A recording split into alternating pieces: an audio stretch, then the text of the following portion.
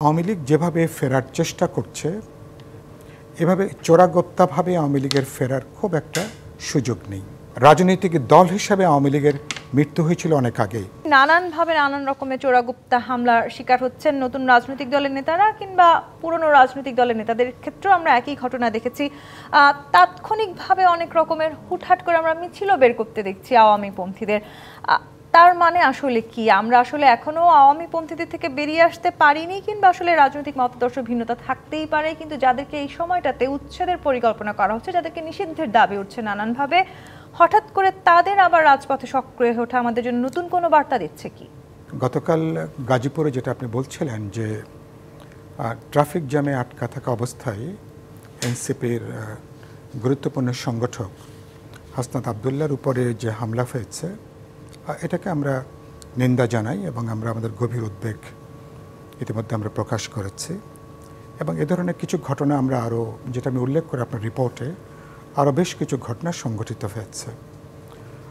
Police ও আইনশৃঙ্খলা রক্ষাকারী বাহিনী ইতিমধ্যে দেখলাম 54 জনের উপরে সন্দেহভাজন যারা হামলার সঙ্গে যুক্ত, তাদেরকে গ্রেফতার করা হয়েছে।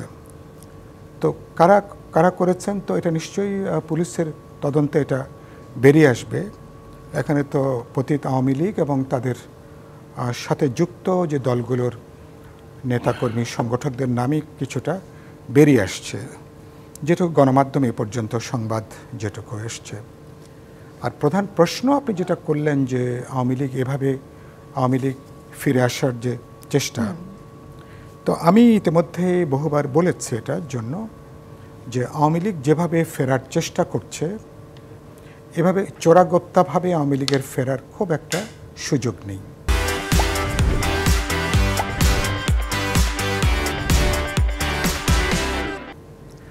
সুযোগ নেই। আওয়ামী লীগ চেষ্টা করছে, বিশেষ করে নির্বাচন যত এগিয়ে আসছে, আওয়ামী লীগের ঝটিকা মিছিলের নাম করে, তাৎক্ষণিক মিছিলের নাম করে তারা ঢাকাসহ নানা জায়গাতে তারা মিছিল বিক্ষোভ এগুলো করবার একটা চেষ্টা সেগুলো আছে। তো প্রথমত যেটা বলছিলাম যে আওয়ামী লীগ যেভাবে ফিরে আসার চেষ্টা করছে, এটা রাজনৈতিকভাবে বা এইভাবে ফিরে আসা যাবে, এটা আমি আজকের এই রাত্রে এটা আমি এখনও বিবেচনা করছি না।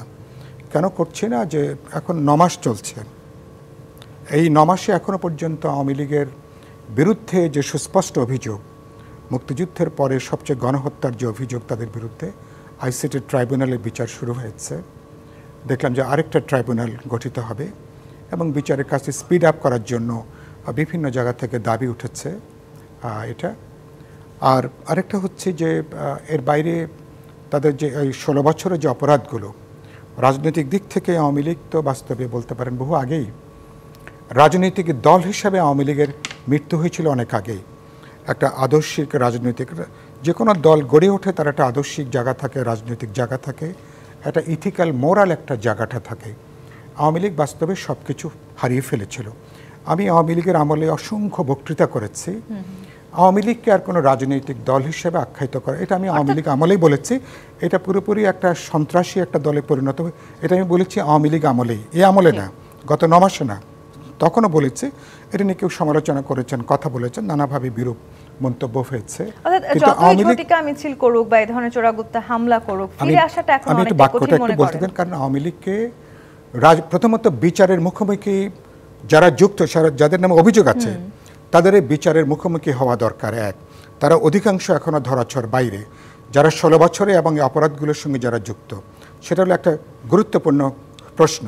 আরেকটা হচ্ছে 9 মাস পার হয়েছে, এখনও পর্যন্ত আওয়ামী লীগ রাজনীতি ফিরতে চায়, তাহলে আওয়ামী লীগের এই গণহত্যা 16 বছরের যে অপরাধ, সে অপরাধের ব্যাপারে আওয়ামী লীগ এখনও কোনো ক্ষমা প্রার্থনা করেনি, কোনো অনুশোচনা নেই, কোনো দায়বদ্ধতা নেই। জাতির জনগণের কাছে তার কি বলতে চায় এখনো পর্যন্ত এই ব্যাপারে সুস্পষ্ট কোনো অবস্থানে। সেজন্য যেভাবে বিক্ষোভ মিছিল, ঝটিকা মিছিল করে, এভাবে কিন্তু অতীতেও কেউ ফিরতে পারেনি।